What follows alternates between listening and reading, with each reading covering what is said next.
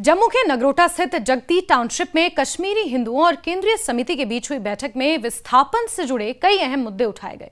कश्मीरी हिंदुओं ने समिति के सामने अपनी पीड़ा रखते हुए कहा कि उन्हें विस्थापित कहना उनकी स्थिति को पूरी तरह नहीं दर्शाता। उनका कहना है कि उन्होंने अपनी इच्छा से कश्मीर घाटी कभी नहीं छोड़ी थी, बल्कि आतंकवाद और असुरक्षा के कारण उन्हें अपने घर बार से पलायन करने के लिए मजबूर होना पड़ा। कश्मीरी हिंदुओं ने सरकार से आग्रह किया है कि उनकी स्थिति को आतंकवाद के पीड़ितों के तौर पर देखा जाए और उनके पुनर्वास और न्याय के लिए ठोस कदम उठाए जाएं। जगती टाउनशिप में आयोजित बैठक की शुरुआत राहत एवं पुनर्वास आयुक्त डॉक्टर अरविंद कारवानी की ओर से विस्थापित कश्मीरी हिंदुओं की स्थिति और उनसे जुड़े मुद्दों की जानकारी देने के साथ हुई। इसके बाद समुदाय के प्रतिनिधियों ने समिति के सामने अपनी समस्याएं और मांगें विस्तार से रखी। बैठक में वक्ताओं ने कहा कि 1990 के दशक में घाटी से पलायन के बाद कश्मीरी हिंदुओं की एक बड़ी आबादी पिछले करीब 36 सालों से विस्थापित जीवन जी रही है। उनका कहना है कि इतने लंबे समय के बाद भी बड़ी संख्या में परिवार अपनी जमीन, घर और मूल स्थान पर लौट नहीं सके हैं। अधिवक्ता विश्वरंजन पंडिता ने बैठक में कश्मीरी हिंदुओं की सुरक्षा और न्याय से जुड़े मुद्दों को प्रमुखता से उठाया। उन्होंने आरोप लगाया कि आतंकवाद के दौर में कश्मीरी हिंदुओं को निशाना बनाया गया और समुदाय को घाटी से बाहर धकेलने के लिए कोशिशें की गई और यहां तक कि उन्हें मजबूर भी होना पड़ा। उन्होंने सरकार से मांग की कि इस पूरे घटनाक्रम को गंभीरता से स्वीकार करते हुए कश्मीरी हिंदुओं के खिलाफ हुई हिंसा और कथित नरसंहार की निष्पक्ष जांच कराई जाए। उन्होंने संसद में जेनोसाइड बिल लाने की मांग की है ताकि कश्मीरी हिंदुओं के खिलाफ हुई हिंसा के लिए जिम्मेदार लोगों की जवाबदेही तय हो सके और पीड़ित परिवारों को न्याय मिल सके। इसी क्रम में आज एसआईए की टीम भी जम्मू में जगह जगह छापेमार कार्रवाई कर रही है। कश्मीरी पंडितों की हत्या के मामलों में इस छापेमार कार्रवाई को महत्वपूर्ण माना जा रहा है। पंडिता ने कश्मीरी हिंदुओं के लिए अलग होमलैंड की मांग भी दोहराई।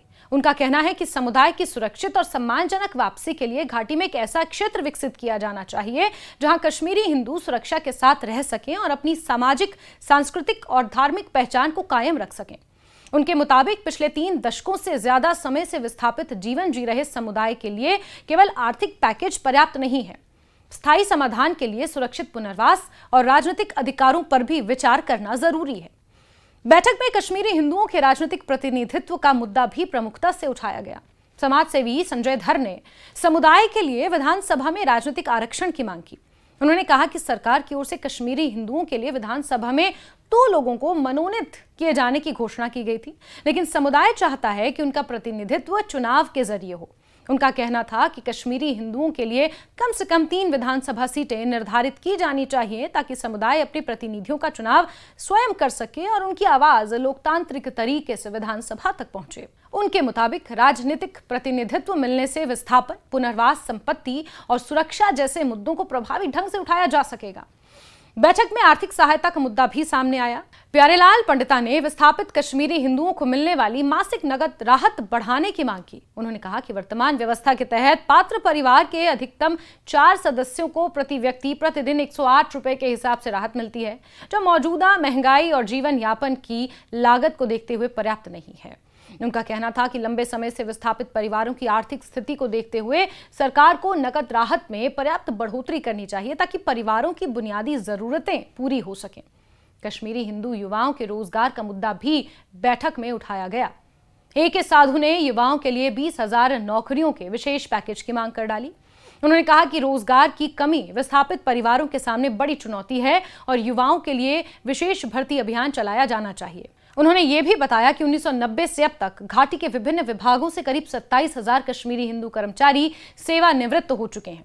ऐसे में युवाओं के लिए रोजगार के नए अवसर पैदा करना जरूरी है ताकि समुदाय की अगली पीढ़ी आर्थिक रूप से सशक्त बन सके। स्वास्थ्य सुविधाओं को लेकर भी विस्थापित कश्मीरी हिंदुओं ने अपनी परेशानियों का जिक्र किया। अश्विनी भट्ट ने कहा कि 1990 में घाटी से जम्मू आए कई परिवार आज भी आर्थिक कठिनाइयों से जूझ रहे हैं। महंगे इलाज और स्वास्थ्य बीमा का खर्च उठाना उनके लिए मुश्किल है।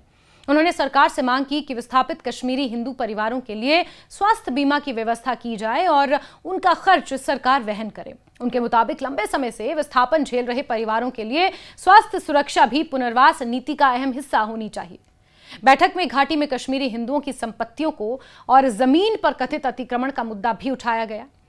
दिलीप ने कहा कि जिन परिवारों को आतंकवाद के कारण अपने घर छोड़ने पड़े, उनकी संपत्तियों की सुरक्षा सुनिश्चित करना सरकार की जिम्मेदारी है। उन्होंने घाटी में कश्मीरी हिंदुओं की जमीन और विस्थापितों पर हुए कथित अतिक्रमण की जांच कराने और उन्हें उनकी संपत्ति वापस दिलाने के लिए प्रभावी कदम उठाने की मांग की। कश्मीरी हिंदुओं की इन मांगों से साफ है कि समुदाय अब केवल राहत और आर्थिक सहायता तक सीमित समाधान नहीं चाहता। वो न्याय, राजनीतिक प्रतिनिधित्व, सुरक्षा वापसी, रोजगार, स्वास्थ्य सुरक्षा और संपत्ति की रक्षा जैसे मुद्दों पर व्यापक नीति की मांग कर रहा है। जगती टाउनशिप की बैठक में उठी आवाजों में 3 दशक से अधिक पुराने विस्थापन की पीड़ा के साथ साथ सम्मानजनक और सुरक्षित वापसी की आकांक्षा भी दिखाई दी। अब देखना होगा कि सरकार इन मांगों पर किस तरह की नीति और कार्रवाई को सामने लाती है।